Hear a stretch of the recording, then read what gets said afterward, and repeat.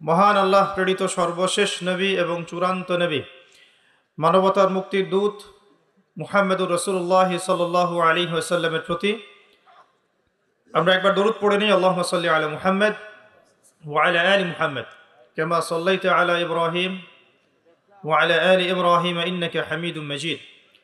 আল্লাহুম্মা বারিক আলা মুহাম্মদ ওয়া আলা আলি মুহাম্মদ কামা বারাকতা আলা ইব্রাহিম ওয়ালা আলি ইব্রাহিম ইন্নাকা হামিদুম মাজিদ। রাসূলুল্লাহ সাল্লাল্লাহু আলাইহি ওয়াসাল্লাম একটা হাদিসের মধ্যে বলেছেন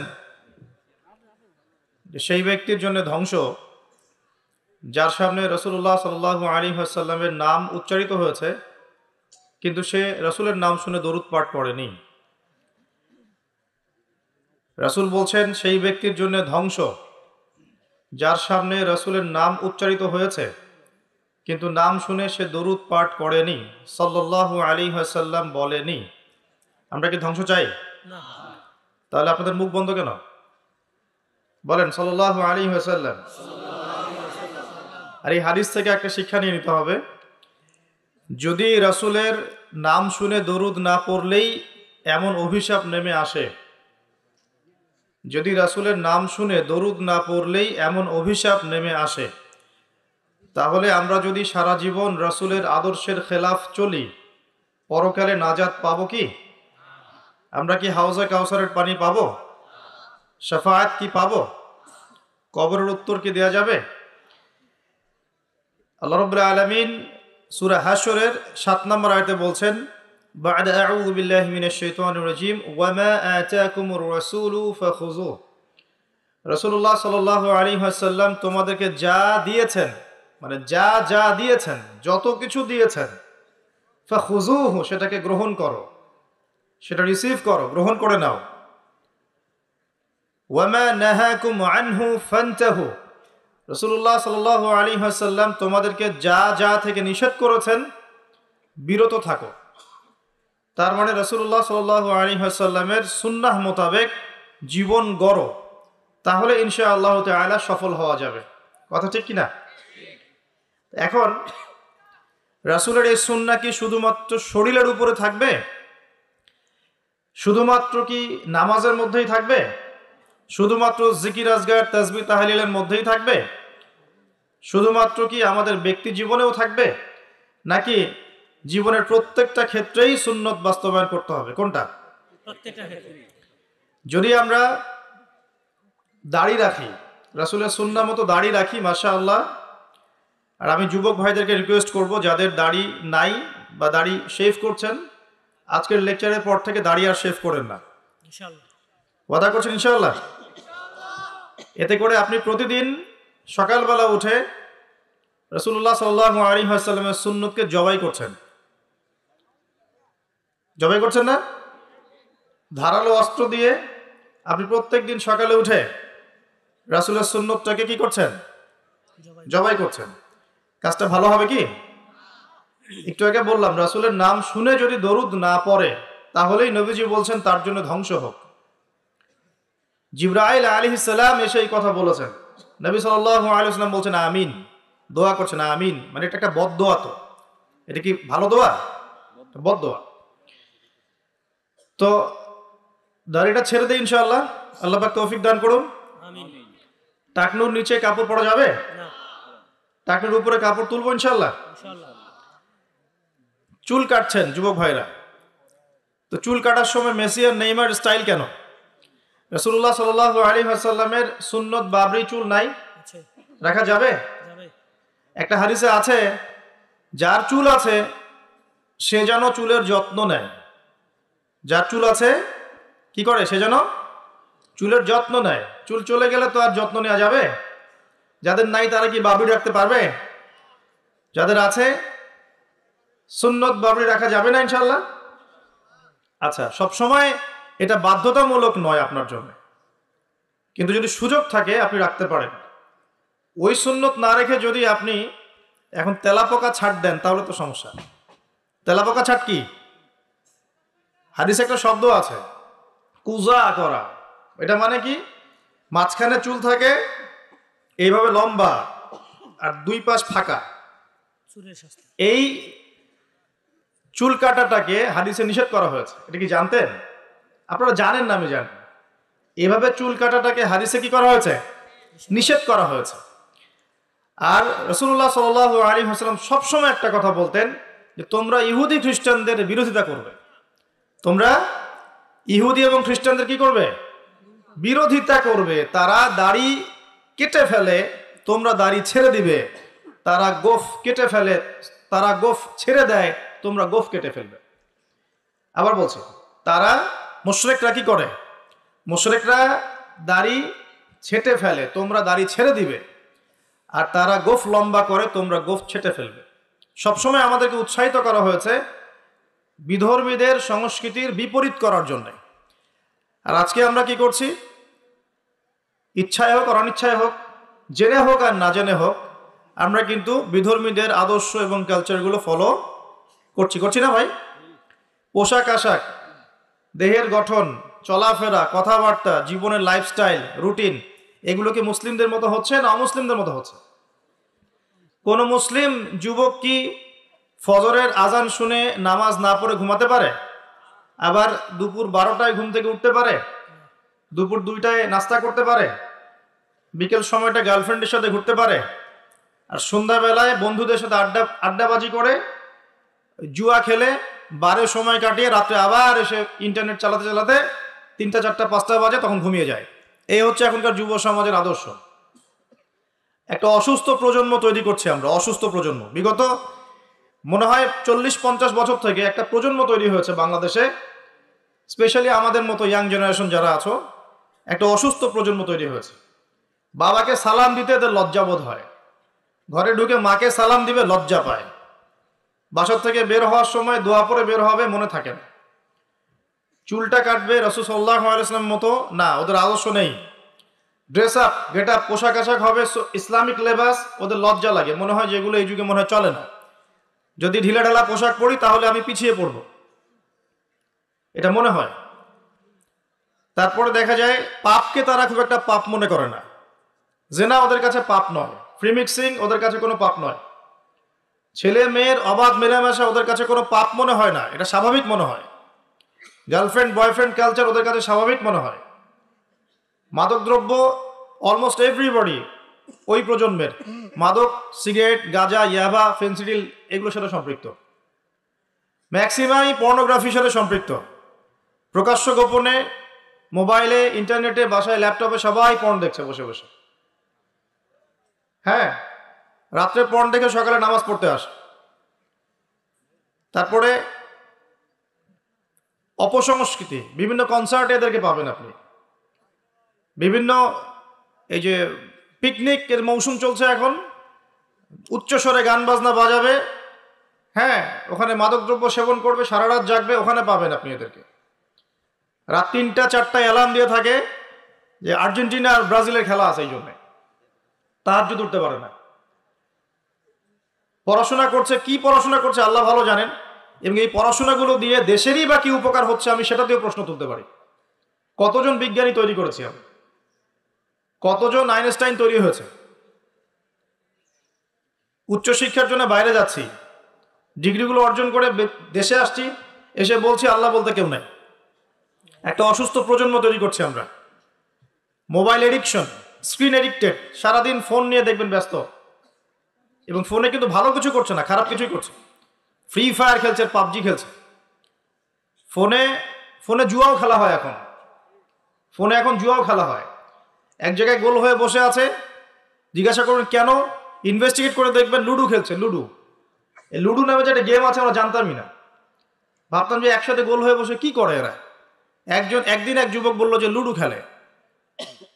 একটা অসুস্থ প্রজন্ম তৈরি করেছি আমরা। এই প্রজন্মের হাতে দেশও নিরাপদ না। এই প্রজন্মের হাতে উম্মার কথা অনেক দূরের কথা, মুসলিম উম্মা অনেক দূরের কথা, দেশও নিরাপদ নয়। যারা এদেশকে গড়ে দিয়েছে তারা আমাদের মতো ছিল না। তাদের শৌর্য-বীর্য ছিল, গায়রত ছিল, ব্যক্তিত্ব ছিল। আমাদের দাদা পরদাদা, তাদের ব্যক্তিত্ব ছিল, গায়রত ছিল, শারীরিক শক্তি ছিল, মানসিক শক্তি ছিল। এখনকার প্রজন্ম দেখছেন অঙ্কে 80 নাম্বার না পেলে, একটা A+ না পেলে আত্মহত্যা করে ফেলছে। ভাবখানা এমন, জীবনটাই নষ্ট হয়ে গেল একদম।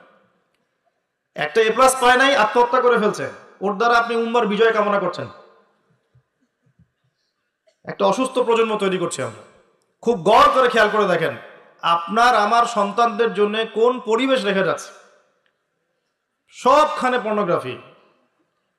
আমাদের সবার ফোনগুলোকে যদি এখন সার্চ করা হয় দেখা যাবে অলমোস্ট এভরিবডি এটার সাথে সম্পৃক্ত আছে, ইচ্ছায় হোক অনিচ্ছায় হোক। মাদক দ্রব্যের সাথে অনেকেই সংশ্লিষ্ট এবং স্মোকিংটাকে ফ্যাশন মনে করি। স্মোকটা যে মাদক এটা বিশ্বাস করতে চাই না।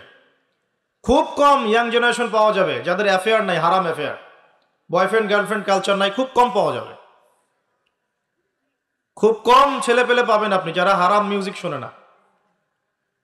খুব কম ছেলে পেলে পাবেন যারা আপনাকে 10টা সূরা মুখস্থ বলতে পারবে। 10টা সূরা মাত্র, 10টা, চ্যালেঞ্জ করলাম, 10টা সূরা মুখস্থ বলতে পারবে না, খুব কম। আপনি খুব কম ইয়াং জেনারেশন পাবেন যারা 5 ওয়াক্ত নামাজ পড়ে মসজিদে এসে। ইয়াং জেনারেশনে খুব কম ছেলে পেলে পাবেন যারা বিশুদ্ধ করে কোরআন তেলাওয়াত করতে পারে।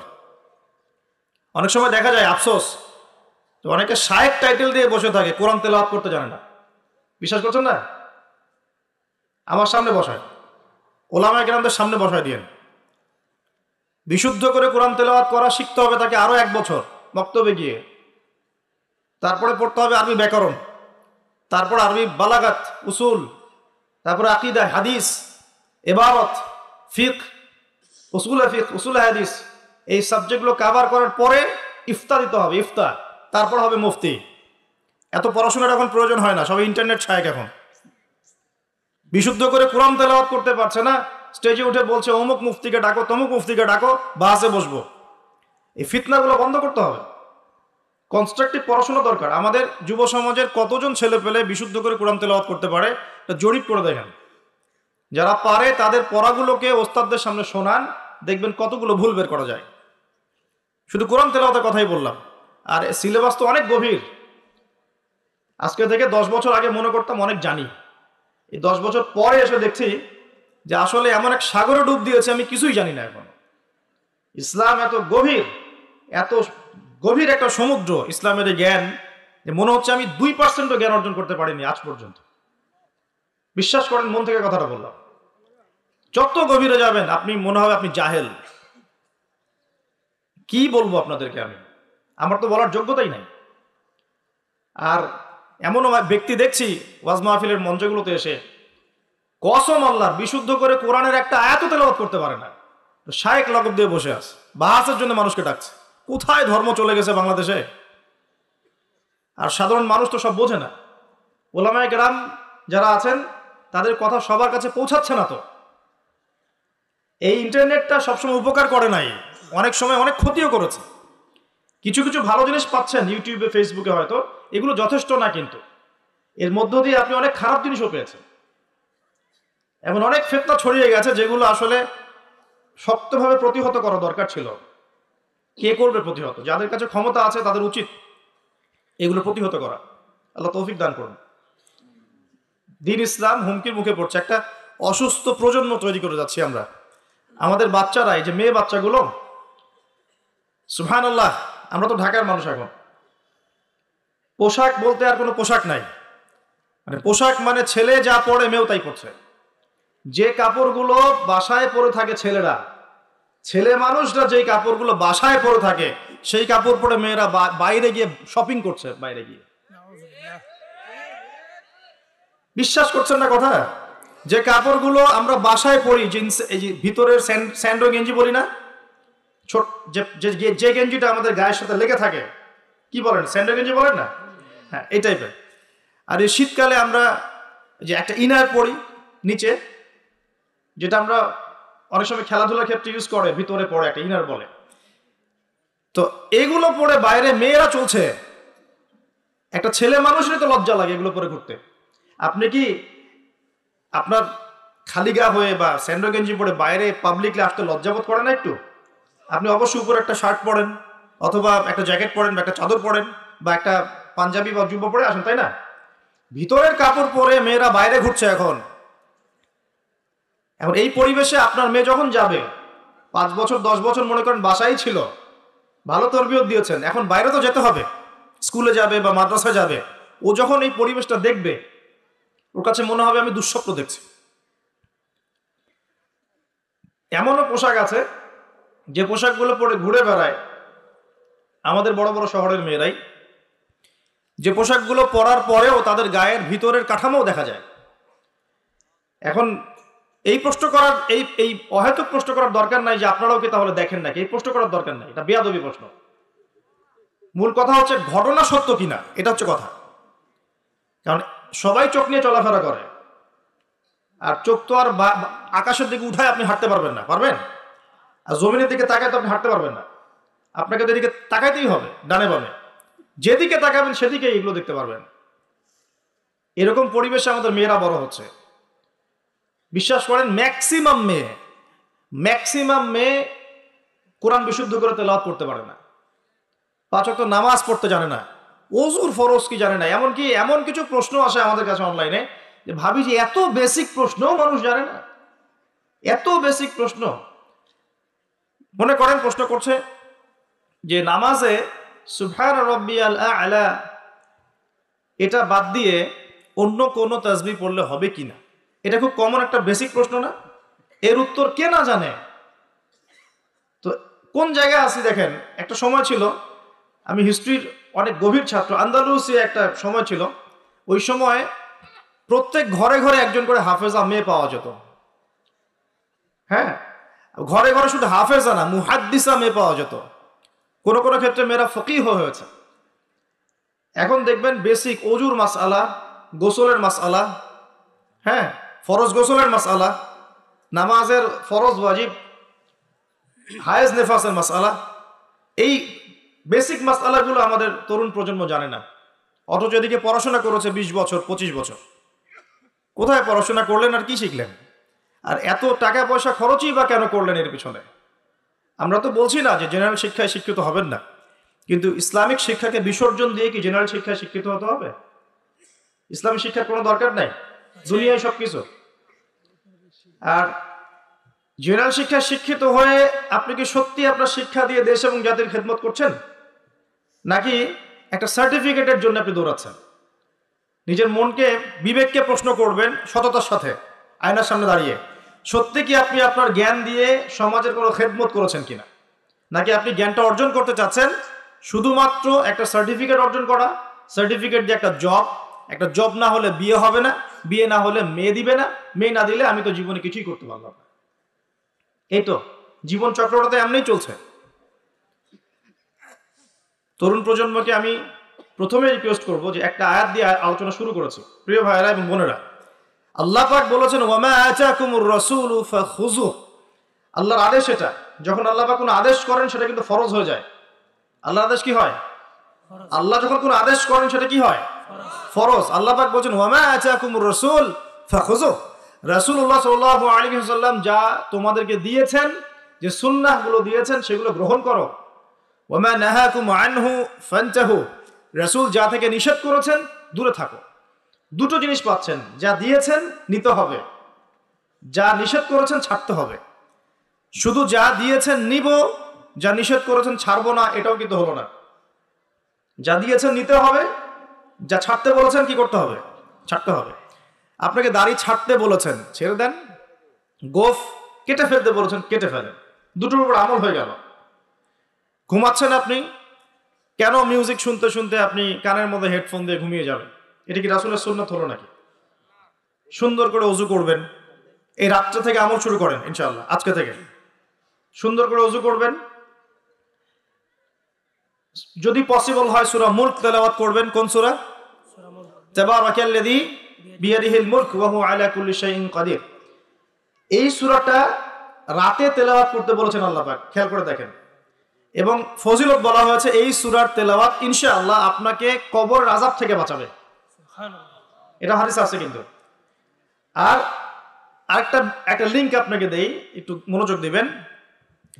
লিংকটা হচ্ছে আল্লাহ পাক কোরআনের আয়াতগুলোকে তুলনা করেছেন আকাশের তারার সাথে। কিসের সাথে? আকাশের তারার সাথে। আকাশের তারা কি করে? শুধু কিন্তু সৌন্দর্য বৃদ্ধি করে না, আকাশের তারাগুলোকে যদি মিলাতে পারেন সঠিকভাবে আপনি পথ খুঁজে পাবেন। কি পাবেন? পথ বা রাস্তা খুঁজে পাবেন। আর কি সমস্যা, যদি আপনি কোরআনের আয়াতগুলোকে মিলাতে পারেন, আকাশের তারা মিলালে যেমন পথ খুঁজে পাবেন, ঠিক একইভাবে কোরআনের আয়াতগুলোকে যদি মিলাতে পারেন তাহলে আপনি হেদায়েত খুঁজে পাবেন ইনশাআল্লাহ। তাহলে এখানে একটা মিল আছে না? এখন সূরা মুলক আল্লাহ রাতে তেলাওয়াত করতে বলছেন, আর রাতের বেলায় আপনি আকাশের তারা খুঁজে পাবেন। মিল পাচ্ছেন? আরো একটা মিল বলে দেয়, সূরা মুলকের মধ্যে আল্লাহ পাক বলেছেন আকাশের তারা দেখতে। কি বলেছেন? আকাশের তারা তাকাতে বলেছেন। আকাশের দিকে তাকাও, আল্লাহর নিদর্শনগুলোর দিকে তাকাও, আসমানের তারাগুলোর দিকে তাকাও, দেখো এই সৃষ্টির মধ্যে তুমি কোনো রকম খুঁত খুঁজে পাও কিনা, কোনো ত্রুটি খুঁজে পাও কিনা। পাওয়া যাবে? তোমার দৃষ্টি বারবার ব্যর্থ হয়ে ফিরে আসবে, কিন্তু কোনো ত্রুটি তুমি খুঁজে পাবে না। দেখেন আল্লাহ পাক বলছেন কোরআনের আয়াতগুলো পথ দেখাবে, ঠিক যেমন আসমানের তারাগুলো পথ দেখায়। আবার আল্লাহ পাক রাতের বেলায় সূরা মুলক তেলাওয়াত করতে বলছেন, যেই সূরার মধ্যে তারা দেখার কথা আছে। মিল পাচ্ছেন? রাতের বেলা সূরা মুলক তেলাওয়াত করতে শেখেন, অথবা মুখস্থ করে ফেলেন। মুখস্থ করতে পারবেন না ইনশাআল্লাহ? কয়টা আয়াত এখানে? কয়টা আয়াত বলেন তো? 40টা। কয়টা? আস্তাগফিরুল্লাহ। কয়টা আয়াত? 30টা। কয়টা আয়াত? 30টা। নবীজি বলেছেন কোরআনে একটা সূরা আছে 30 আয়াতের। কত আয়াতের? 30 আয়াতের। এই 30 আয়াতের সূরা তার পাঠকের পক্ষে ঝগড়া করবে, আল্লাহ পাকের সাথে কথোপকথন করবে, বলবে যে আল্লাহ আমার পাঠকারীকে তুমি মাফ করে দাও, জোর দিবে। মানে এটা আল্লাহ পাকের ইচ্ছাতেই হবে, এবং আল্লাহ পাক তার কথা শুনবেন এবং তাকে মাফ করে দিবেন ইনশাআল্লাহ। তো এই সূরাটা মুখস্থ করা যাবে না ইনশাআল্লাহ? এই সূরার শেষে আরেকটা কথা আছে, পুরো সূরা বললে পুরো সূরা এই সূরা দিয়েই লেকচার শেষ হয়ে যাবে, এটা আরেকদিন বলবো ইনশাআল্লাহ। শেষের একটা কথা বলে দেই, এই সূরার শেষের দিকে একটা কথা আছে, কুল আরাআইতুম ইন আসবাহা মাউকুম গাওরাম ফামা ইয়াতিকুম বিমাইন মাইন। আল্লাহ পাক বলছেন তোমরা কি কখনো ভেবে দেখেছো যে যদি আল্লাহ পাক এই ভূগর্ভস্থ পানিটাকে নিচে নামিয়ে দেন, ভূগর্ভস্থ পানির স্তরটাকে নিচে নামিয়ে দেন, কোন সত্তা কি আছে যে তোমাকে সেই পানি এনে দিবে? আছে? এই আয়াত থেকে আমাদের একটা শিক্ষা আছে, একটু বলি শোনেন। শিক্ষাটা হচ্ছে আমরা এখন অপচয়ে খুব পটু, আমরা খুব অপচয় করি জিনিসপত্র। আমরা গ্যাস অপচয় করি, রাষ্ট্রের সম্পদ অপচয় করি, রাষ্ট্রের রাস্তাঘাট নিজের বাপ দাদার সম্পত্তি মনে করে নষ্ট করে ফেলি। সম্পত্তি কিন্তু আমার না, এটা রাষ্ট্রের, জনগণের।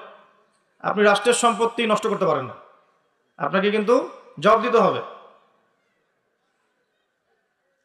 এই যে রাস্তায় যাচ্ছেন মনে করেন টোল দিতে হবে, বাইকটা টান দিয়ে টোল না দিয়ে চলে গেলেন, এই যে একটা চুরির অপরাধ হলো, প্রতারণা হলো আপনার, এটা হক ছিল রাষ্ট্রের, নষ্ট হয়ে গেল। এভাবেই রাষ্ট্রের সম্পদগুলো নষ্ট হচ্ছে, অনেকেই করছে।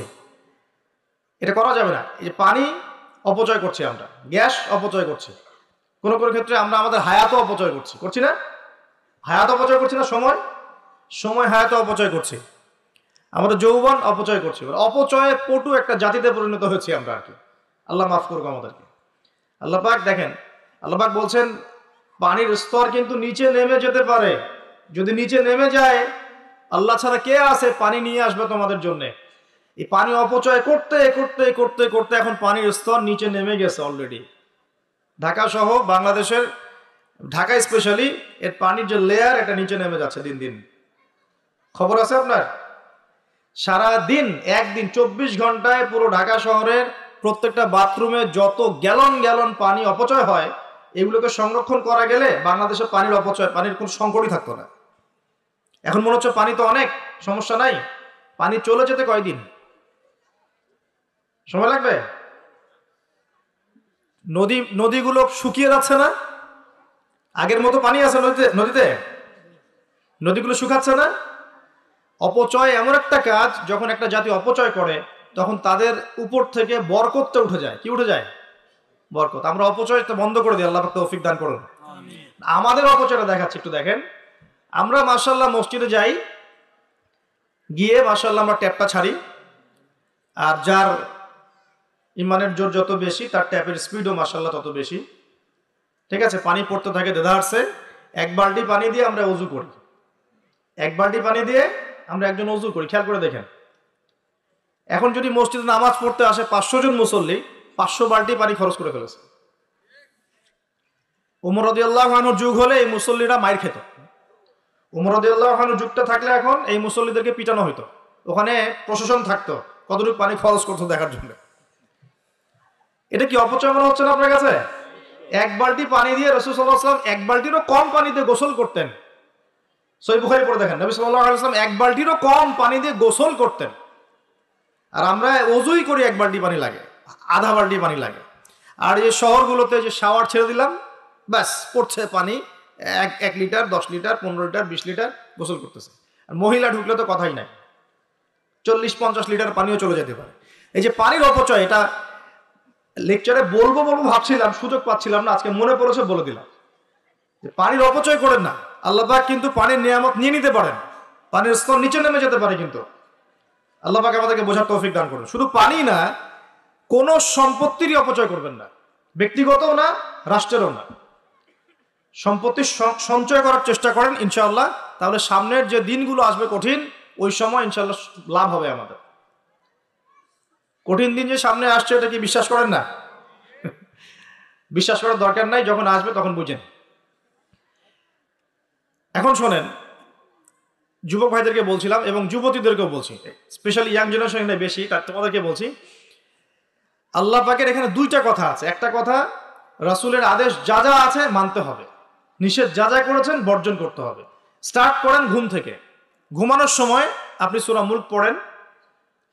সূরা মুলক তেলাওয়াত করতে হলে কোরআন তেলাওয়াত করার আগে শিখতে হবে, তাই তো? সবাই জানি তো ইনশাআল্লাহ? কোরআন তেলাওয়াত করা জানি? কনফিডেন্স নাই? কোরআন তেলাওয়াত করা জানেন না?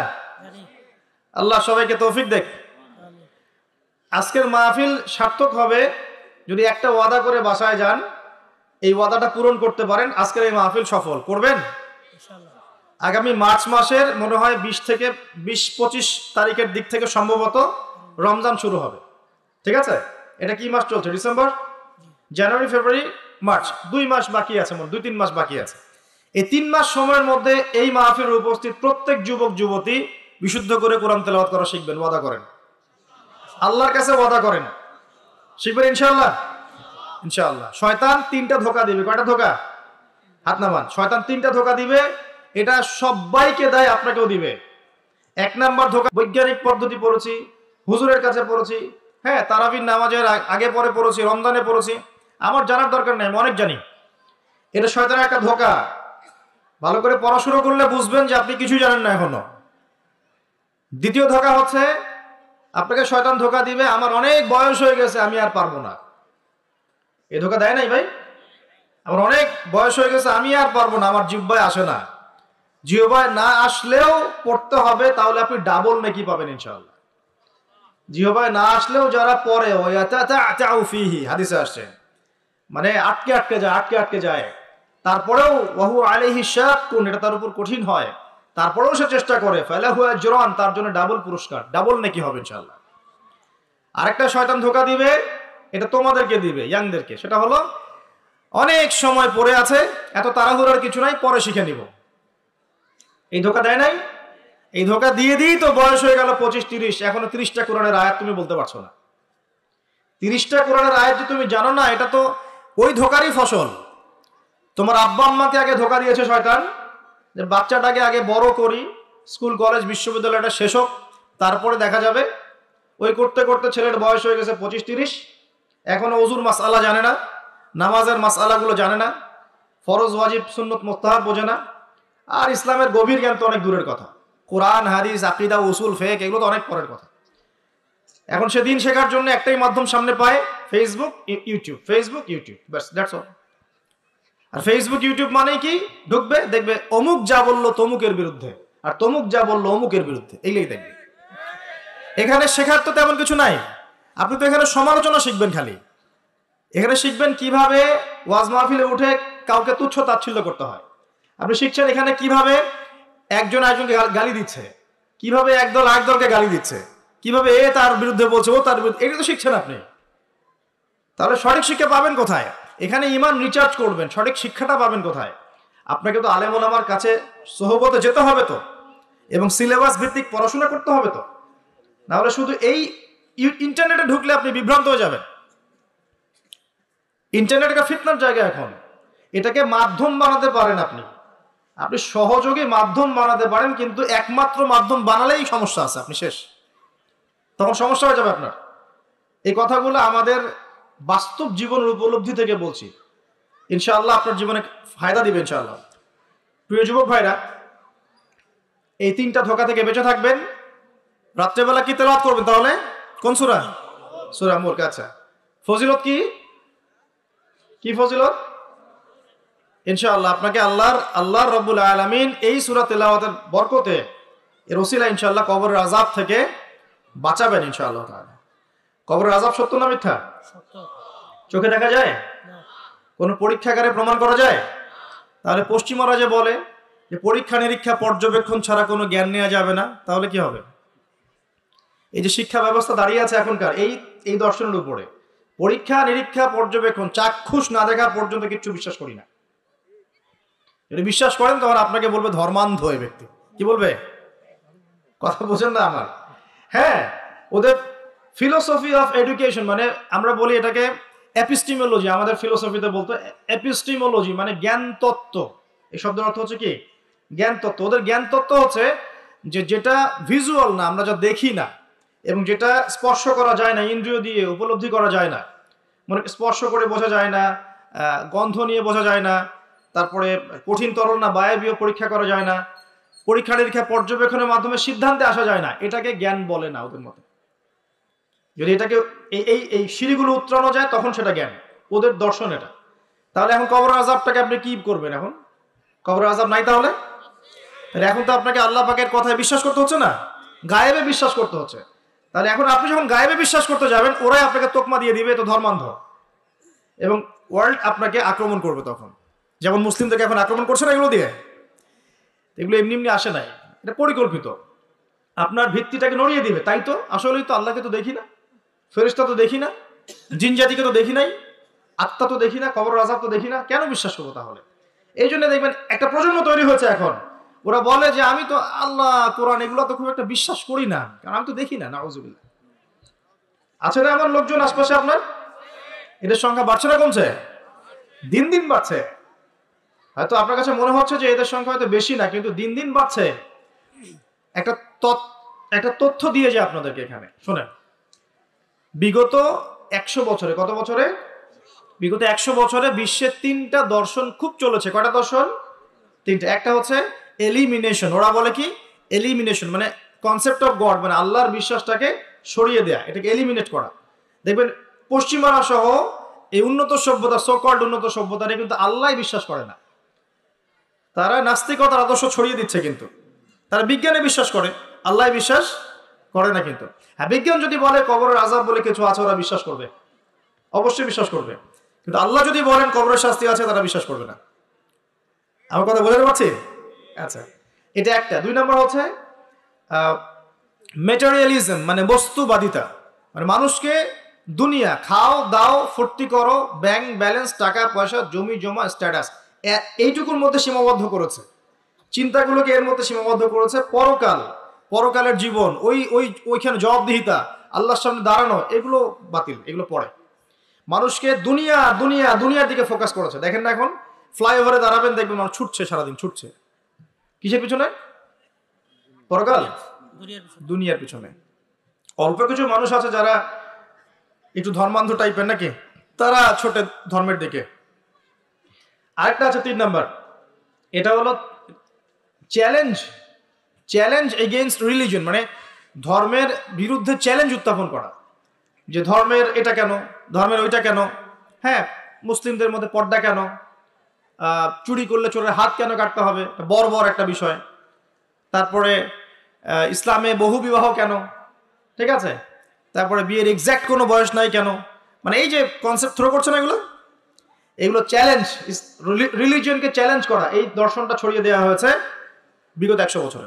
এই তথ্যটা আপনাকে জানিয়ে দিলাম, ইনশাআল্লাহ আপনাদের স্টাডির ক্ষেত্রে কাজে দিবে। প্রিয় ভাইরা, পরিবেশটা নষ্ট করবেন না, যাদের কোনো হাজত আছে পিছন দিক দিয়ে চলে যান। আজকে রাত্রে ঘুমানো থেকে শুরু করে দেন রাসূলুল্লাহ সাল্লাল্লাহু আলাইহি ওয়াসাল্লামের সুন্নাহর উপর আমল করা। পারা যাবে না ইনশাআল্লাহ? প্রথমে সূরা মুলক, তারপরে আপনি পড়বেন সূরা ফালাক, নাস, ইখলাস 3 বার 3 বার 3 বার, মোট 9 বার। এবং প্রত্যেক 3 বার শেষ হলে আপনি দুহাতকে একত্রিত করে ফু দিয়ে নিজের মাথা থেকে নিয়ে যতদূর পর্যন্ত পারেন মাসাহ করবেন। ইনশাআল্লাহ রাত্রেবেলা আপনাকে কোনো দৃশ্য অদৃশ্যের ক্ষতি স্পর্শ করবে না ইনশাআল্লাহ। ঘুমের মধ্যে অনেক সমস্যা হয় না অনেকের, ওই যে বলে বোবা ধরে, দুঃস্বপ্ন দেখেন, হ্যাঁ ভয় পান, আছে না এগুলো সমস্যা? এই সব সমস্যার সমাধান কি মেডিকেল সায়েন্স করতে পারে? যাবেন একটা অ্যান্টি ডিপ্রেশন ওষুধ দিয়ে দিবে অথবা একটা ঘুমের ওষুধ দিয়ে দিবে, ঘুমান। কিন্তু সব সমস্যার সমাধান কে করতে পারে? আল্লাহ পাক পারেন ইনশাআল্লাহ। এগুলো নিঃসন্দেহে কোনো না কোনো ভিত্তি এবং পিছনের একটা ব্যাখ্যা আছে, যেটা হয়তো আমাদের নাও জানা থাকতে পারে, হতে পারে না? সব জ্ঞান কি আমাদের আছে? আচ্ছা, সব জ্ঞান যে আমাদের নাই, একটা এক্সাম্পল দিই, জাস্ট একটা এক্সাম্পল দিই। আমাদের শরীরে কি আত্মা আছে? আছে না নাই? আত্মাকে কি কেউ দেখেছে কিনা? এটাকে কেউ টাচ করেছে কিনা?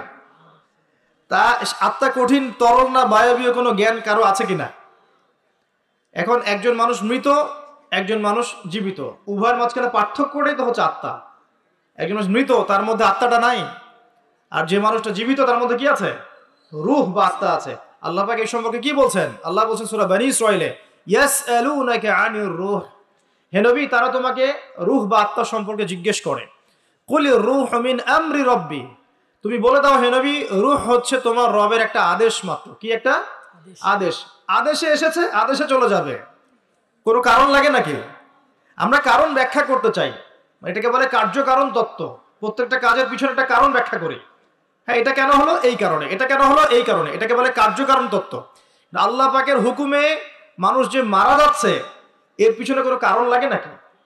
এই যে একটা মানুষ হাঁটছে হাঁটছে ডেড, কারণ আমরা বলে দিলাম হৃদযন্ত্রের ক্রিয়া বন্ধ হয়ে মারা গেছে, এই তো, এই কথা তো। ক্রিয়াটা বন্ধ হলো কিভাবে? ভালোই তো ছিল, হঠাৎ করে কি হলো? কার হুকুমে হলো? এটা কোনো হুকুমদাতা নাই, এই কনসেপ্টটাই তো বিশ্বাস করছে না এখন। তো রূহ বলে কিছু একটা আছে না, এই রূহের কি ব্যাখ্যা আমি করতে পারবো? এই জ্ঞান কি আমার আছে? আল্লাহ বলছেন ওয়ামা উতিতু মিনাল ইলমি ইল্লা কলিলা, এই বিষয়ে তোমাদেরকে খুবই কম জ্ঞান দেওয়া হয়েছে, জ্ঞানই দেওয়া হয়নি এই বিষয়ে। জ্ঞান কে দেয়? আল্লাহ। নাকি সব জ্ঞান আমরা অ্যাচিভ করি? জ্ঞানতাত্ত্বিক দর্শন শোনেন, কিছু মানুষ বলেছে সুদীর্ঘকাল ধরে মানুষ বুদ্ধি থেকে জ্ঞান পায়। কি থেকে পায়? বুদ্ধি থেকে। আবার কিছু মানুষ বলেছে মানুষ অভিজ্ঞতা থেকে জ্ঞান পায়। কি থেকে? অভিজ্ঞতা। অভিজ্ঞতা হচ্ছে জ্ঞান পেয়েছেন, আগে জানতেন না এখন জানছেন। এখানে বিষয়টা কি, এর চূড়ান্ত বক্তব্যটা কি? চূড়ান্ত বক্তব্য দিয়েছে ইসলাম। ইসলাম বলছে ওয়াকুলিল হাক্কু মির রাব্বিকুম, হক বা সত্য রবের পক্ষ থেকে আসে। সূরা বাকারায় আছে ওয়াআল্লামা আদামাল আসমাআ কুল্লাহা, আল্লাহ পাক আদম আলাইহিস সালামকে সমস্ত নাম শিক্ষা দিয়েছেন। সূরা আলাকায় আছে আল্লামাল ইনসান মা লাম ইয়ালাম, মানুষকে সেই জ্ঞান শিক্ষা দিয়েছেন যা মানুষ জানতো না। জ্ঞানকে শিক্ষা দিয়েছেন, জ্ঞানকে শিক্ষা দিয়েছেন। তাহলে জ্ঞান কার পক্ষ থেকে আসে? এখানে একটা কথা মনে রাখবেন, আপনার যদি অনেক বড় ডিগ্রি সার্টিফিকেটও থাকে, যদি হৃদয়টা পরিচ্ছন্ন না হয়, হৃদয়ে নূর না থাকে, আল্লাহর মারিফত বসীরা না থাকে, তাহলে কিন্তু আল্লাহর পক্ষ থেকে জ্ঞান পাওয়া খুব ডিফিকাল্ট। আপনি কাগজের কিছু জ্ঞান পেতে পারেন, তথ্য পেতে পারেন, ইনফরমেশন পেতে পারেন, প্রকৃত জ্ঞান পাওয়া খুব টাফ আছে। আল্লাহ পাক বোঝার তৌফিক দান করুন। আমিন। সূরা ফালাক, নাস, ইখলাস পড়বেন, সূরা মুলক পড়বেন, ওযু করার কথা বলেছি। এর পাশাপাশি আপনি সূরা কাফিরুন পড়বেন। কোন সূরা? কাফিরুন। কোনটা বলেন তো? কাফিরুন। প্রথম লাইন কি? কুল ইয়া আইয়ুহাল কাফিরুন। মাশাআল্লাহ। আচ্ছা, এই সূরাটা ফজিলত আছে। যদি আপনি প্রত্যেক রাতে সূরা কাফিরুন পড়েন ঘুমানোর আগে, ইনশাআল্লাহ তাআলা আল্লাহ পাক আপনাকে আমাকে শিরকের পাপ থেকে বাঁচিয়ে রাখবেন ইনশাআল্লাহ। কিসের পাপ? শিরকের পাপ কি সবচেয়ে বড় পাপ না ছোট পাপ? বড় পাপ। একটা হাদিস বলে দেই, ইনশাআল্লাহ যথেষ্ট হবে। রাসূলুল্লাহ সাল্লাল্লাহু আলাইহি ওয়াসাল্লামকে আল্লাহ পাক একটা ওয়াদা করেছেন। কি ওয়াদা করেছেন? আল্লাহ পাক বলছেন মেরাজের রাতে, হে নবী মুহাম্মদ সাল্লাল্লাহু আলাইহি ওয়াসাল্লাম, তোমার উম্মতের মধ্যে কোনো ব্যক্তি যদি, তোমার উম্মতের মধ্যে যে কোনো ব্যক্তি যদি আসমান জমিন সমান পাপ নিয়ে আমার সামনে হাজির হয়, কিন্তু আমার সাথে কাউকে শরিক করেনি, শিরকের পাপ নাই, আমি আল্লাহ তার সামনে আসমান জমিন সমান গুনাহ, আসমান জমিন সমান ক্ষমা নিয়ে হাজির হব। কথা কি বুঝতে পারছেন? অনেক পাপ করেছেন আপনি, পাপের শেষ নাই, কিন্তু আপনি শিরকের পাপ করেন নাই। ইনশাআল্লাহ একদিন না একদিন আপনি জান্নাতে যাবেন ইনশাআল্লাহ। আল্লাহ পাক সমস্ত পাপ মাফ করতে পারেন, কোন পাপ ছাড়া? শিরক। হ্যাঁ, তওবা করলে এখনই মাফ করতে পারেন ইনশাআল্লাহ। তো এই শিরকের পাপ থেকে আপনাকে বাঁচাবে কোন সূরা? সূরা কাফিরুন। তেলাওয়াত করেন, দেখবেন শিরক আপনি চিনে ফেলবেন ইনশাআল্লাহ, সেখান থেকে আপনি দূরে থাকতে পারবেন ইনশাআল্লাহ। আর শিরক থেকে বাঁচার জন্য একটা কিতাব আমি সাজেস্ট করেছি অনেকবার, কিতাবুত তাওহীদ। কোন কিতাব? কিতাবুত তাওহীদ। এর শারাহ বা ব্যাখ্যা আছে, অনেকগুলো প্রকাশনা থেকে বের হয়েছে, কিনতে পারেন। বাংলায় অনুবাদ করা আছে, বইটা পড়তে পারেন। তবে বইটা একটু কঠিন, অনেকে হয়তো বুঝতে পারবেন না সবকিছু। যেটাই বুঝবেন না, স্থানীয় বড় আলেম যিনি আছেন, হকপন্থী আলেম, তার কাছে গিয়ে জিজ্ঞাসা করবেন। একা একা পণ্ডিত হতে যাবেন না, একা একা পণ্ডিত হয়ে গেলে সমস্যা। ওই যে এক শ্রেণী বের হয়ে গেছে যে কোরআন মানলেই হবে, হাদিস মানার কোনো দরকার নেই, আছে না? হ্যাঁ, এই যে বেশি পণ্ডিত এখানে কোরআনের দলিলকে অগ্রাহ্য করলো। আল্লাহ যে বলছেন রাসূল যা দিয়েছেন নাও, তো রাসূলের দেওয়াগুলো পাবো কোথায়? রাসূল যা দিয়েছেন সেগুলো কি কোরআনে আছে নাকি? রাসূল যেগুলো দিয়েছেন ওগুলো কোথায় আছে? রাসূল যেগুলো থেকে নিষেধ করেছেন ওগুলো কোরআনে আছে নাকি? রাসূল যেগুলো নিষেধ করেছেন কোথায় আছে? তাহলে এই অংশটুকু বাদ দিয়ে কোরআন মানা যাবে নাকি? তার মানে হচ্ছে আমি কোরআনটাই তো মানলাম না, তাহলে আমি কোরআনটাই মানিনি আসলে। তো এই যে সমস্যা, নিজে বেশি পণ্ডিত হতে গেলে প্রবলেম আছে। ওলামায়ে কেরামের সাথে সম্পর্ক রাখতে হবে। আর কোন ওলামায়ে কেরামের সাথে সম্পর্ক রাখবেন? যাদের সকালের ফতোয়া দুপুরের একটা পিটানিতে রাত্রে চেঞ্জ হয়ে যায়। সকালে একটা ফতোয়া দিয়েছে, ওই ফতোয়া দেওয়ার কারণে দুপুরে একটা মাইর খাইছে, রাত্রেবেলা সেই ফতোয়া চেঞ্জ, হকপন্থী হয়ে গেল। এমন বহু আছে, মানে এমন কিছু মতাদর্শ নিয়ে চলে যেগুলো নিয়ে চললে জীবনে কোনো বাধা বিপত্তির অবকাশ নাই। সারা জীবন দাওয়াতি কাজ করেই যাবে, কেউ একটু শব্দও করবে না তার বিরুদ্ধে। রাসূলুল্লাহ সাল্লাল্লাহু আলাইহি ওয়াসাল্লামকে 23 বছরে এত মার খেতে হইলো কেন? তাহলে আমাকে একটা প্রশ্নের উত্তর দেন। লা ইলাহা ইল্লাল্লাহ এর দাওয়াত তো নবী সাল্লাল্লাহু আলাইহি ওয়াসাল্লামও দিয়েছেন, আর আমিও দিচ্ছি, আপনিও দিচ্ছেন। রাসূলুল্লাহ সাল্লাল্লাহু আলাইহি ওয়াসাল্লামের উপরে এত বাধা বিপত্তি, নির্যাতন, নিপীড়ন নেমে আসে, আর আপনার ঘরে এত এত এত অর্থ সম্পদ করিয়ে আসতেছে, ঘটনাটা কোথায়? তাহলে এই লা ইলাহা ইল্লাল্লাহ গুলোর মধ্যে নিশ্চয়ই পার্থক্য দেখা যাচ্ছে। কথা মানে বোঝেন না? যেই লা ইলাহা ইল্লাল্লাহ এর দাওয়াত দেওয়ার জন্য নবী সাল্লাল্লাহু আলাইহি ওয়াসাল্লামকে গালি খেতে হয়েছে 15টা। কয়টা বলেন? 15টা গালি খেতে হয়েছে। আর রাহিবুল মাকতুম বই পড়ে দেখেন, যেই লা ইলাহা ইল্লাল্লাহ এর দাওয়াত দেওয়ার কারণে রাসূলকে 16 বার হত্যা করার চেষ্টা করা হয়েছে। কতবার? পড়েন, সিরাতের বই পাবেন। মক্কা বিজয়ের সময়, তাওয়াফ করার সময়ও তাকে হত্যার চেষ্টা করা হয়েছে। যেই লা ইলাহা ইল্লাল্লাহ দাওয়াত দেওয়ার জন্য নবী সাল্লাল্লাহু আলাইহি ওয়াসাল্লামের ঘাড়ে উটের নাড়ি ভুঁড়ি চাপিয়ে দেওয়া হয়েছে, দেশান্তরিত করা হয়েছে। তায়েফের মানুষ ইটপাটকেল নিক্ষেপ করেছে, রক্ত ঝরেছে। সেই একই লা ইলাহা ইল্লাল্লাহ এর দাওয়াত দেওয়ার পরে আমার ঘরে বিলিয়ন বিলিয়ন ডলার আসতেছে। সমস্যা কোথায়? তাহলে সমস্যা কোন জায়গায়? নিঃসন্দেহে উভয় লা ইলাহা ইল্লাল্লাহ এর মধ্যে পার্থক্য আছে। হ্যাঁ, আমি এমন লা ইলাহা ইল্লাল্লাহ দাওয়াত দিচ্ছি যে দাওয়াত দিলে কোনো সমস্যা নাই, আমি সব তরকারিতেই চলবো, পার পেয়ে যাবো ইনশাআল্লাহ। আর যদি হকপন্থী লা ইলাহা ইল্লাল্লাহ দাওয়াত দিতে যান তাহলে সমস্যা আছে। আল্লাহ রাব্বুল আলামিন আমাদেরকে সৎ কাজের আদেশের সাথে সাথে অসৎ কাজে নিষেধ করার তৌফিক দান করুন। আমিন। বিশ্বাস করেন, নবী সাল্লাল্লাহু আলাইহি ওয়াসাল্লাম যদি সারা জীবন বলতেন সুবহানাল্লাহ পড়লে এত নেকি হয়, আলহামদুলিল্লাহ পড়লে এত নেকি হয়, আল্লাহু আকবার পড়লে এত নেকি হয়, কোনো সমস্যা হওয়ার কথা ছিল না। নবী সাল্লাল্লাহু আলাইহি ওয়াসাল্লামকে প্রস্তাব দেওয়া হচ্ছে, তুমি যে আল্লাহর ইবাদত করো সেই আল্লাহর ইবাদত আমরা করব, পাশাপাশি আমরা আমাদের লাত উজ্জা মানাতেরও ইবাদত করব। হবে কি? নবী সাল্লাল্লাহু আলাইহি ওয়াসাল্লাম বলছেন, জি না, হবে না। কুলু লা ইলাহা ইল্লাল্লাহ তুফলিহুন। লা ইলাহা ইল্লাল্লাহ বলে সমস্ত বাতিল ইলাহকে অ্যাভয়েড করতে হবে, এলিমিনেট করতে হবে, তারপর হবে মুসলিম। এখন আপনি 5 ওয়াক্ত নামাজও পড়বেন মাশাআল্লাহ, এদিকে সুদও খাবেন, আপনি রমজান মাসে সাওমও রাখবেন মাশাআল্লাহ, আপনি ঘুষও নেবেন, আপনি এদিকে দান সদকাও করবেন, আবার যাকাতও দিবেন না, এদিকে মাশাআল্লাহ আপনি তাহাজ্জুদ পড়বেন, পর্দা মানবেন না, হ্যাঁ, এদিকে আপনি তাসবিহ তাহলিল করছেন, হজ উমরা করছেন বছর বছর, এদিকে দুর্নীতিও করবেন, অন্যের সম্পদ আত্মসাৎও করবেন। এই লা ইলাহা ইল্লাল্লাহ তো আল্লাহর রাসূল শিখান নাই, শিখাইছেন নাকি? উদখুলু ফিস সিলমি কাফা মানে কি? তোমরা পরিপূর্ণরূপে ইসলামে কি করো? প্রবেশ করো। এখন ইসলামে পরিপূর্ণ প্রবেশ মানে কি? নামাজও পড়বেন, সুদও খাবেন, আর এদিকে রোজাও রাখবেন, ঘুষও খাবেন, এদিকে হজ উমরা করবেন, বোনের সম্পত্তি মেরে খাবেন। এগুলো কি লা ইলাহা ইল্লাল্লাহ শিক্ষা? মনে রাখবেন, লা ইলাহা ইল্লাল্লাহ এর হকপন্থী ওলামায়ে কেরাম যারা, সোহবতে গিয়ে পড়ে দিন শিখবেন ইনশাআল্লাহ। পারবেন না?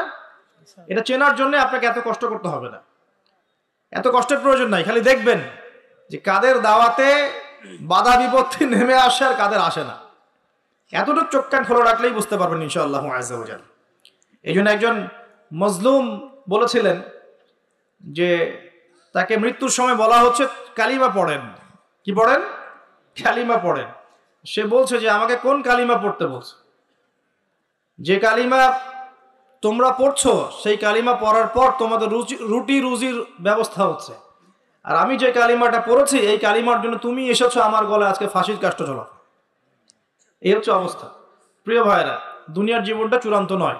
এখানে সফল হতে হলে একটা আয়াতেই যথেষ্ট আপনার জন্য। আজকে রাসূল যা দিয়েছেন নিয়ে নেন, যা দেন নাই ছেড়ে দেন, যা নিষেধ করেছেন ছেড়ে দেন, ব্যাস। আর কিচ্ছু করতে হবে না। ঘুমানো থেকে শুরু করেছি আপনার জন্য, আমি একটু গুছিয়ে দিব আপনাকে সারাদিন, তারপর শেষ করে দিব ইনশাআল্লাহ। এবার আপনি ডান পাশে কাত হচ্ছেন, হয়ে বলবেন আল্লাহুম্মা বিইসমিকা আমুতু ওয়া আহইয়া। তার আগে যদি সম্ভব হয় 33 বার সুবহানাল্লাহ, 33 বার আলহামদুলিল্লাহ, 34 বার আল্লাহু আকবার পড়ে আপনি ঘুমিয়ে যাবেন। এখন যদি আপনি 6 ঘন্টা বা 8 ঘন্টা ঘুমিয়ে থাকেন, প্রত্যেক সেকেন্ডে আপনি নেকি পাবেন ইনশাআল্লাহ। কেন নেকি পাবেন? কারণ আপনি আপনার আদর্শ মতো ঘুমান নাই, আপনি রাসূলুল্লাহ সাল্লাল্লাহু আলাইহি ওয়াসাল্লামের আদর্শ মতো ঘুমিয়েছেন, মুহাম্মদুর রাসূলুল্লাহর উপর আমল করেছেন। মুহাম্মদুর রাসূলুল্লাহ মানে কি? প্রতিটা কাজ করতে হবে কার তরিকায়? রাসূলুল্লাহ। এটা বোঝেন। লা ইলাহা ইল্লাল্লাহ মানে কি? মানে আল্লাহ ছাড়া আর কিছুই চলবে না, সোজা কথা। আল্লাহ ছাড়া আর কিছুই কি চলবে? কিছু চলবে না। মুহাম্মদুর রাসূলুল্লাহ মানে হচ্ছে প্রতিটা কাজ করতে হবে কার পদ্ধতিতে? মুহাম্মদ সাল্লাল্লাহু আলাইহি ওয়াসাল্লামের তরিকা। ব্যাস, এই এতটুকু যথেষ্ট। এই কালিমা নিয়ে মৃত্যুবরণ করলে পরে ইনশাআল্লাহ একদিন না একদিন আপনি জান্নাতে যাবেন ইনশাআল্লাহ। যদিও আপনি চুরি করেন, যদি আপনার জিনা করেন, যদি আপনি মদ খান, ইনশাআল্লাহ আল্লাহ চাইলে সেই গুনাহ মাফ করে দেবেন ইনশাআল্লাহ। এখন প্রিয় ভাইরা, ঘুম থেকে উঠলেন, এখানে দুটো কথা বলে দেই। এখন আমরা যে সময়টাতে আছি এটা শীতকাল না? এই সময়টা কি শীতকাল না? আমি দেখছি আমি ছাড়া আপনারা সবাই শীতের কাপড় পরেছেন মাশাআল্লাহ। খুব ঠান্ডা? যুব সমাজের এত ঠান্ডা লাগে কেন? এই বয়সে এত ঠান্ডা লাগে কেন? এখন তো রক্ত গরম থাকার কথা নাকি? ঠান্ডা লাগে খুব? তাহলে তো সমস্যা। আচ্ছা, এটা তো শীতকাল চলছে নাকি? শীতকাল সম্পর্কে দুটো কথা বলে দিয়ে আপনার উপকার হবে ইনশাআল্লাহ, আমাদের উপকার হবে ইনশাআল্লাহ। একটা হাদিসে আসছে যে শীতকালটা হচ্ছে মুমিনদের জন্য গনিমত। মুমিনদের জন্য কি? গনিমত মানে হচ্ছে একটা সম্পদ, যে সম্পদটা যুদ্ধ করে লব্ধ করতে হয়, কিন্তু এখানে কোনো যুদ্ধের প্রয়োজনই হচ্ছে না। গনিমত, উপহার, গিফট। কিরকম? শীতকালে রাতটা হয় লম্বা। রাত কি হয়? লম্বা হয় না? এতে করে সারা রাত আপনি অনেক ইবাদত করতে পারবেন। আর দিনটা হয় ছোট। দিনটা ছোট হয় না? এতে করে আপনি দিনের বেলা সওম বা রোজা রাখতে পারবেন। শীতকাল আসলেই সাহাবীরা বলতেন আহলান সাহলান। শীতকালকে বলতেন আহলান সাহলান। শীতকাল তুমি এসেছো, আলহামদুলিল্লাহ। এখন রাত্রেবেলা হে কোরআনওয়ালারা তোমরা উঠে যাও এবং কোরআন তেলাওয়াত করতে থাকো, এবং দিনের বেলা তোমরা সওম পালন করতে থাকো, আলহামদুলিল্লাহ। তো শীতের রাতটা কাজে লাগাতে পারি না আমরা? রাতের একটা অংশ ঘুমিয়ে যাবেন, শেষ অংশে উঠে তাহাজ্জুদ পড়বেন এবং কোরআন তেলাওয়াত করবেন এবং আল্লাহর কাছে হাত তুলে দোয়া করবেন। ইনশাআল্লাহ শেষ অংশে, রাতের শেষ অংশে আপনি যে দোয়াই করবেন, আপনার রিজিক যদি হালাল হয় ইনশাআল্লাহ কবুল হয়ে যাবে। শীতকালকে কাজে লাগান। আবার দিনটা হয় ছোট, তাই দিনের বেলা আপনি সওম বা রোজা রাখতে পারবেন। আল্লাহ পাক তৌফিক দান করুন। শীতকাল সম্পর্কে একটা এরকম বর্ণনা আছে, যখন কঠিন শীত আসবে তখন ওই শীতটা থেকে একটা আশ্রয় প্রার্থনা করতে হয় আল্লাহর কাছে, আল্লাহ এই কঠিন শীত থেকে আমাকে বাঁচাও। কারণ কি জানেন? কারণ হচ্ছে জাহান্নাম বছরে 2টা নিঃশ্বাস ছাড়ে। কয়টা নিঃশ্বাস? 2টা। একটা নিঃশ্বাস গ্রীষ্মকালে যখন প্রচন্ড দাবদাহ চলে, ওইটা হচ্ছে জাহান্নামের নিঃশ্বাসের ফসল। ওই প্রভাবে পৃথিবীতে এরকম দাবদাহ চলে। এই সায়েন্স বিশ্বাস করবে? করবে না। ওর বিশ্বাসের আমার যায় আসে না। আল্লাহ পাক বলেছেন সত্য, রাসূল বলেছেন সত্য। আরেকটা হচ্ছে শীতকালে যখন প্রচন্ড ঠান্ডা, তখন শীতকালে জাহান্নামের এমন একটা জায়গা আছে যেটা কিন্তু শীতল জায়গা। জাহান্নামের পুরো জায়গাটাই কিন্তু আগুন নয়, এমনও জায়গা আছে যেটা কি খুব শীতল। ওই শীতল অংশ শ্বাস ছাড়লে এই যে পৃথিবীতে সেই এই শীতের একটা প্রভাব চলে আসে, প্রচন্ড ঠান্ডার শৈত্য প্রভাব চলে আসে। এটা হয়তো অনেকে বিশ্বাস করবে না, ভুল মনে করবে যে ধর্মান্ধ কথাবার্তা। হাদিসে আছে নবী সাল্লাল্লাহু আলাইহি ওয়াসাল্লাম বলেছেন, কে সত্যবাদী? এই পুরো সভ্যতা না রাসূল সাল্লাল্লাহু আলাইহি ওয়াসাল্লাম? এই বিশ্বের সমস্ত মানুষ সত্যবাদী বেশি না আল্লাহ রাসূল বেশি সত্যবাদী? বাস, আর কোনো দরকার আছে কথা? শীতকালটা কাজে লাগাই। এই শীতকালে আমি একটা আমল বলে দিই প্রিয় ভাইরা।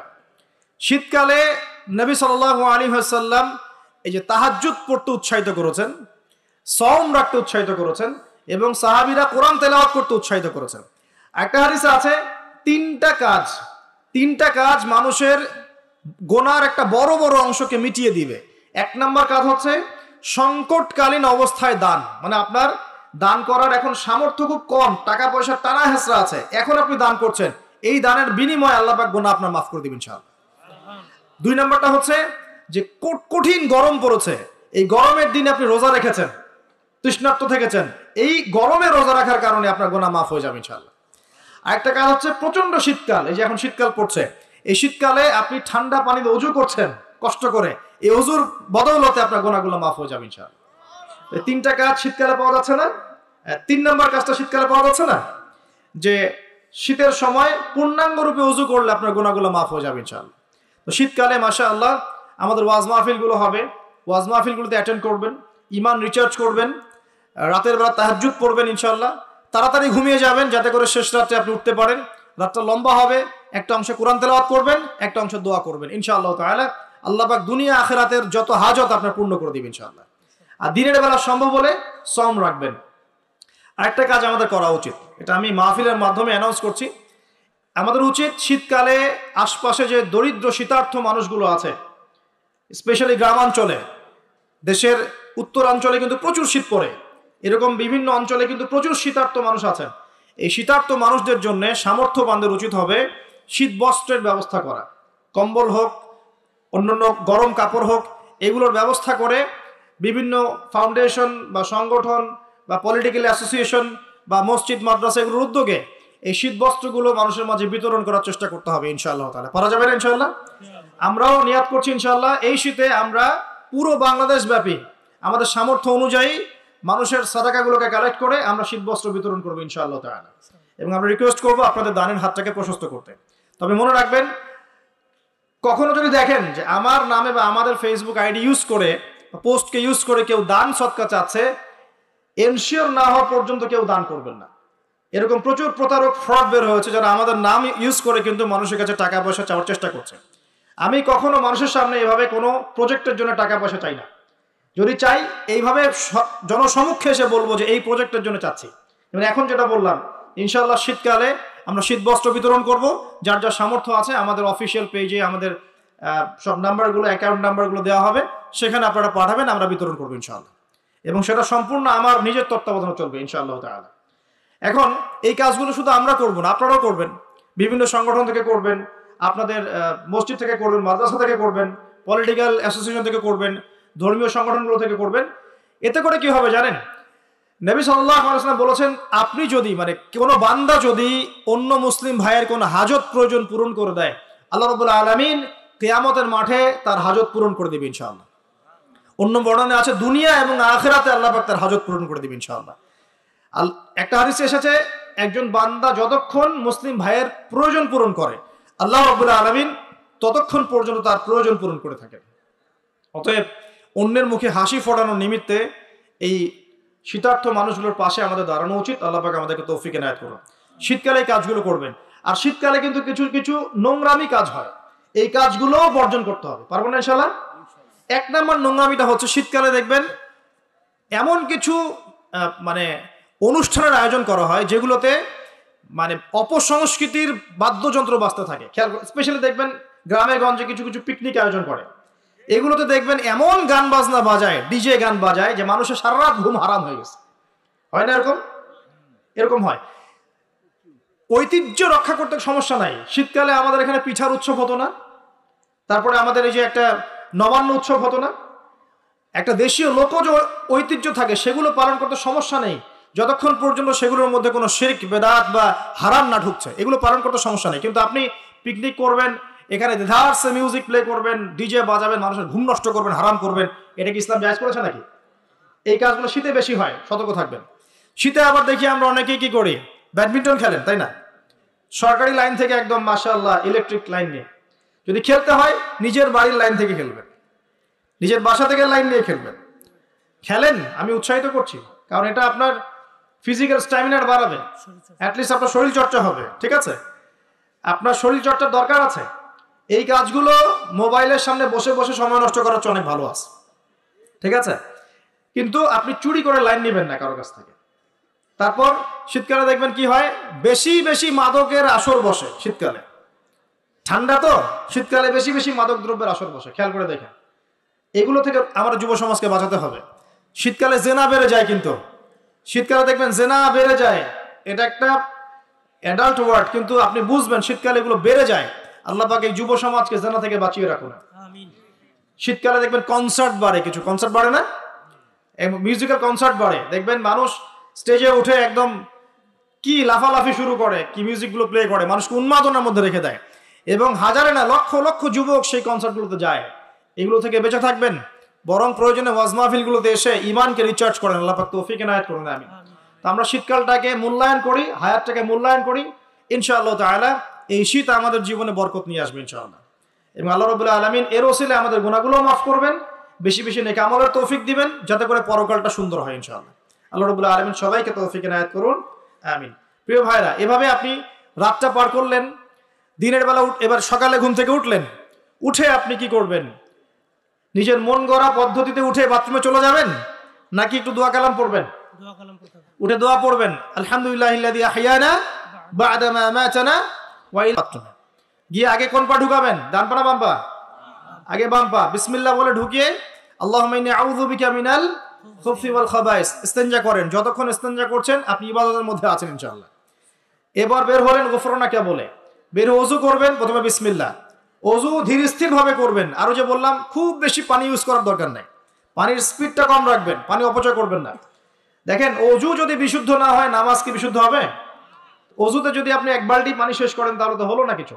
ওযুতে পরিমাণ মতো পানি ইউজ করেন, তারপরে ওযু শেষে কালিমা শাহাদা পড়লে আপনার জন্য জান্নাতের দরজাগুলো খুলে যাবে ইনশাআল্লাহ।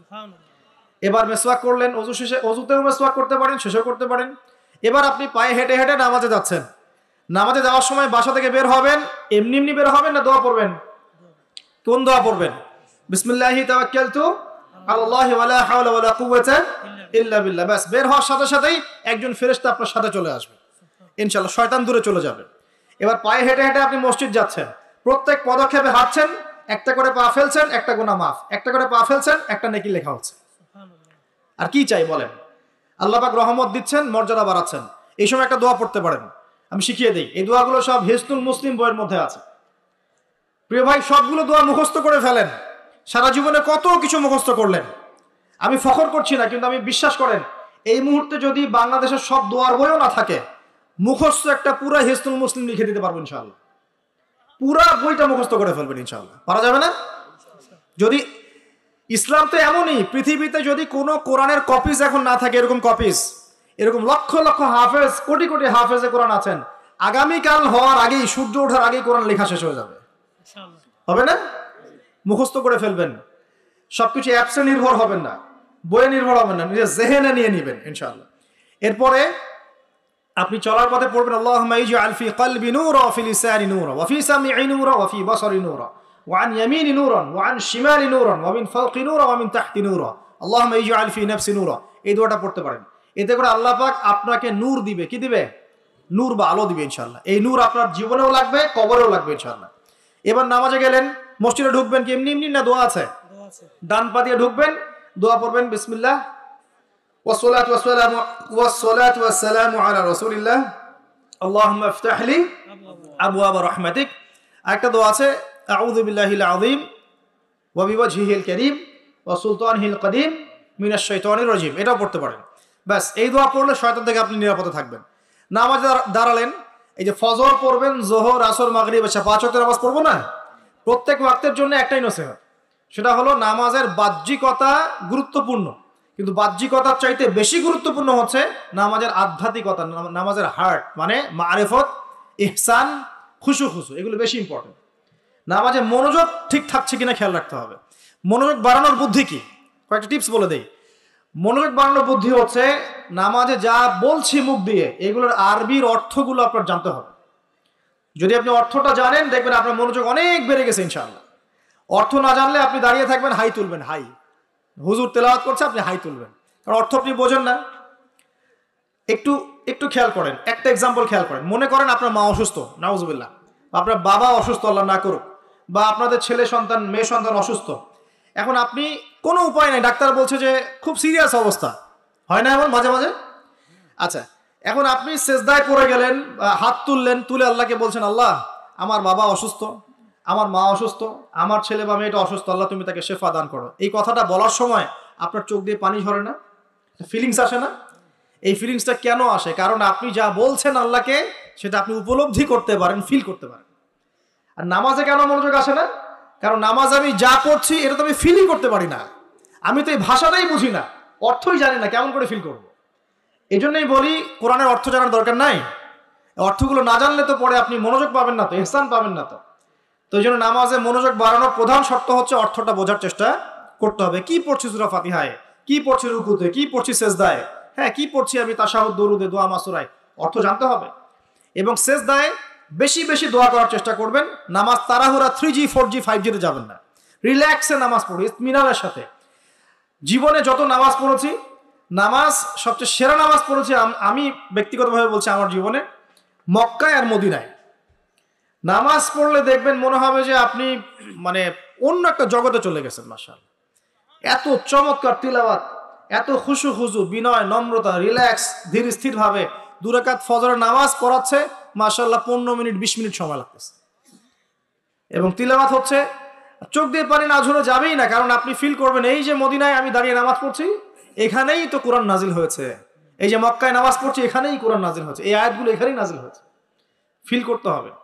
তো এখন নামাজ যারা পড়াই, আমরা ইমাম সাহেব আছি, আমি রিকোয়েস্ট করবো যে নামাজটাকে একটু রিল্যাক্সের সাথে, খুশু খুজুর সাথে পড়াই। আমি জানি মুসল্লিরা এখন খুব ব্যস্ত, ইমাম সাহেব লম্বা করতে চাইলে মুসল্লি এসে ডিস্টার্ব করা শুরু করে, নাকি ইমাম সাহেব আপনার কি কাজ নাই, এত লম্বা করেন কেন? প্রিয় ভাইরা, দুনিয়াতে কেন এসেছি বলেন তো? দুনিয়াতে কেন আসছি আমরা? ওয়ামা খালাকতুল জিন্না ওয়াল ইনসা ইল্লা লিয়াবুদুন, কার ইবাদত করতে আসছি? তো দুনিয়াতে নামাজই তো বেস্ট ইবাদত। তো এই ইবাদত করতে এত সময় হচ্ছে না, তাহলে দুনিয়াতে আসলাম কেন ভাই? দুনিয়া থেকে আমি শুধু বউ বাচ্চা, সন্তান সন্ততি আর ব্যবসা বাণিজ্য করতে আসছি? আল্লাহ পাক তো পাঠিয়েছেনই আমাকে ইবাদত করার জন্য, তাহলে আমি ইবাদতে এত তাড়াহুড়া কেন? রিল্যাক্স থাকেন, আল্লাহ পাক তৌফিক দান করুন। এইভাবে 5 ওয়াক্ত নামাজ পড়বেন, আল্লাহ পাক তৌফিক এনায়েত করুন। আর নামাজের কিছু বাহ্যিক মাসআলা আছে, এই মাসআলাগুলোকে নিয়ে কিছু ইখতিলাফ চলে আসছে দীর্ঘদিন থেকে। এই ইখতিলাফগুলোতে গিয়ে উম্মাকে বিভক্ত করবেন না আল্লাহর ওয়াস্তে। যে যেটার উপর আমল করছেন আল্লাহর ওয়াস্তে করেন, কিন্তু এক ভাই আরেক ভাইয়ের সাথে গোশত কামড়াকামড়ি করেন না। কথা কি বুঝতে পারছেন? এগুলো ইখতিলাফি মাসআলা, ফিকহি মাসআলা, উলামায়ে কেরামের মধ্যে ইখতিলাফ দীর্ঘদিন থেকে ছিল, থাকবে। যে যার মতো আমল করছেন করতে থাকেন, যেটা আপনার কাছে বেশি সহি মনে হচ্ছে, যেটা আপনার কাছে বেশি গ্রহণযোগ্য দলিল মনে হচ্ছে, আপনি সেটার উপর আমল করেন, কোনো সমস্যা নাই। কিন্তু এই ইস্যুগুলোকে কেন্দ্র করে মসজিদগুলোকে ভাগ করে করে উম্মাকে বিভক্ত করেন না। এতে কাফের মুশরিক মুনাফিকরা হাসে আমাদেরকে দেখে, ওরা আমাদেরকে দেখে হাসে, দেখো কি জাতি, কি কি বিষয় নিয়ে উম্মাকে বিভক্ত করে নিজেরাই আপসে বিভক্ত হয়ে গেছে। একটা বিভক্ত জাতিকে শাসন করা সহজ না ঐক্যবদ্ধ জাতিকে শাসন করা সহজ? বলেন। এখন আমরা তো বিভক্ত না ঐক্যবদ্ধ? সুবহানাল্লাহ, কাফের মুশরিকদের মধ্যে যদি 100টার মধ্যে 90টা বিষয়ে দ্বিমত থাকে, একটা বিষয় ঐক্যমত যে মুসলিমদেরকে ডমিনেট করতে হবে, মুসলিমদেরকে মানে ডিঙ্গিয়ে উপরে যেতে হবে, ওরা একমত, মাশাআল্লাহ, ওরা ঐক্যবদ্ধ। আর আমাদের মধ্যে যদি দেখেন আপনি যে 90টা বিষয় আমরা একমত, এই 4টা 5টা 6টা বিষয় আমরা দ্বিমত, ওই কয়েকটা বিষয় যথেষ্ট উম্মাকে বিভক্ত করে ফেলার জন্য। তাহলে আমরা নিশ্চয়ই দূরদর্শিতা সম্পন্ন জাতি হলাম। আল্লাহ পাক জানি না আমাদের কবে বোধোদয় দিবেন। আর দোয়া করি আল্লাহ পাক এমন প্রজন্ম যেন নিয়ে আসেন যারা স্মার্ট হয়, বিচক্ষণ হয়, উম্মাকে ঐক্যবদ্ধ করতে পারে। আমিন। যদি আমাদের দ্বারা না হোক, আল্লাহ পাক এমন প্রজন্ম নিয়ে আসুক যে এই প্রজন্ম আল্লাহ রাব্বুল আলামিনের জমিনে উম্মাকে ঐক্যবদ্ধ করে উম্মাকে এগিয়ে নিয়ে যাবে ইনশাআল্লাহ। প্রিয় ভাইরা, এভাবে নামাজ শেষ করেন। এখন নামাজের পর কি চলে যাবেন? জিকির আজগার আছে, তাসবিহ তাহলিল আছে, কুরআন তেলাওয়াত করতে পারেন। প্রয়োজন হলে বা সম্ভব হলে আপনি ইশরাকের নামাজ পড়তে পারেন। একটা কবুল হজ, একটা কবুল উমরার নেকি পাবেন ইনশাআল্লাহ। এরপরে আপনি প্রয়োজনে চারটের নামাজ পড়তে পারেন। এখন নাস্তা খাবেন, নাস্তা খাওয়ার সময় কি মন গড়া ভাবে খাবেন নাকি রাসূলের পদ্ধতিতে খাবেন? রাসূলুল্লাহ সাল্লাল্লাহু আলাইহি ওয়াসাল্লামের মতো করে খান। 3 ভাগ খাবেন, 1 ভাগ খাবার, 1 ভাগ পানি, 1 ভাগ ফাঁকা। এবং খাওয়ার আগে বিসমিল্লাহ, শেষে আলহামদুলিল্লাহ। খাওয়াটাও কি হবে তখন? ইবাদত। এভাবে আপনি পড়াশোনা করবেন। এরপরে স্কুলে যাবেন বা কলেজে যাবেন বা বিশ্ববিদ্যালয়ে যাবেন বা আপনার চাকরি ক্ষেত্রে যাবেন, ব্যবসা ক্ষেত্রে যাবেন, বিভিন্ন জন বিভিন্ন জায়গায় চলে যাব আমরা। এখন কি নামাজ তো পড়লাম রাসূলের মতো, তাহাজ্জুদ পড়লাম রাসূলের মতো, ওযু ইস্তেঞ্জা খাবার খেলাম রাসূলের মতো। এখন কি আমি অর্থনৈতিক জীবনে গিয়ে রাসূলের খেলাফ চলবো? আমি কি শিক্ষা ক্ষেত্রে গিয়ে রাসূলের খেলাফ চলবো? আমি কি পরিবারে এসে এখন রাসূলের আদর্শের বিরুদ্ধে চলবো? তাহলে কি আমি পরিপূর্ণ মুসলিম হতে পারবো? তাহলে সমাধান কি? ব্যবসা করতে গিয়েছেন, এখানে ব্যবসার সুন্নত আছে। মাপে কম দিতে পারবেন না, পণ্যে ভেজাল মিশাতে পারবেন না, কাউকে ঠকাতে পারবেন না, ঠিক আছে? মজুতদারি করতে পারবেন না, আপনি কৃত্রিম সংকট তৈরি করতে পারবেন না। ব্যবসার মূলনীতি মেনে চলবেন, ইনশাল্লাহ আপনি এখানেও নেকি পাবেন ইনশাল্লাহ। বরং সৎ ব্যবসায়ী হলে পরে আপনি নবীদের সাথে হাসর করতে পারবেন ইনশাআল্লাহ তাআলা। চাকরি করতে গিয়েছেন, এখন কি ফাঁকি দিবেন কাজে? এখন কি ঘুষ নিবেন? এখানে কি আপনি সুদ খাবেন? এখানে কি আপনি দুর্নীতি করবেন? এখানে আপনার চয়েস, আপনি যদি করেন ক্ষতিগ্রস্ত হবেন। ইবাদত বন্দেগীর জীবনে আপনি মুসলিম হলেও এই ক্ষেত্রে কিন্তু আপনি পরিপূর্ণ মুসলিম হতে পারছেন না। আবার যদি সমাজে যান, এখানে কি আপনি গিয়ে মন গড়া সব কাজ করবেন, মন গড়া বিধান প্রয়োগ করবেন? এটা কিন্তু আপনার চয়েস। কিন্তু যদি আপনি করে ফেলেন, তাহলে ওই ক্ষেত্রে আপনি পরিপূর্ণ মুসলিম হতে পারলেন না। এভাবে জীবনের প্রত্যেকটা ক্ষেত্রে যদি আমরা রাসূলের আদর্শ মেনে চলি, অটোমেটিকলি সমাজে শান্তি, শৃঙ্খলা, স্থিতিশীলতা চলে আসবে ইনশাআল্লাহ। এবং শুধুমাত্র যুব সমাজ নয়, আমাদের প্রবীণরা, মা বোনরা, আমাদের আগামী প্রজন্ম এবং চলমান যে প্রজন্ম চলছে, সকলেই উপকৃত হবে ইনশাআল্লাহ আযজা ওয়া জাল। আজকের এই একটা আয়াত জাস্ট আমি তেলাওয়াত করেছি, ওটার আমি ক্ষুদ্র জ্ঞানে ব্যাখ্যা করার চেষ্টা করলাম। রাসূলুল্লাহ সাল্লাল্লাহু আলাইহি ওয়াসাল্লাম যা যা দিয়েছেন সমস্ত সুন্নতগুলোকে আমল করার চেষ্টা করতে হবে। আল্লাহ পাক তৌফিক দান করুন, আমিন। একই সাথে নবী সাল্লাল্লাহু আলাইহি ওয়াসাল্লাম যত কিছু নিষেধ করেছেন সমস্ত নিষেধগুলোকেও বর্জন করতে হবে ইনশাআল্লাহ। আল্লাহ পাক তৌফিক এনায়েত করুন। আপনি সুন্নত মানছেন ঠিক আছে, কিন্তু শিরক ছাড়ছেন না, চলবে না। বিদআত ছাড়ছেন না, চলবে না। হারাম রিজিক ছাড়ছেন না, চলবে না। সুদ ঘুষ ছাড়ছেন না, এটা চলবে না। অন্যের হক নষ্ট করছেন, চলবে না। যদি পরিপূর্ণ সাফল্য পেতে চাই, তাহলে কিতাবের পূর্ণ অংশের উপর আমল করার চেষ্টা করতে হবে। এক অংশ মানবো, এক অংশ মানবো না, এই মুনাফিকি খাসলত ত্যাগ করতে হবে। আল্লাহ পাক সবাইকে তৌফিক এনায়েত করুন।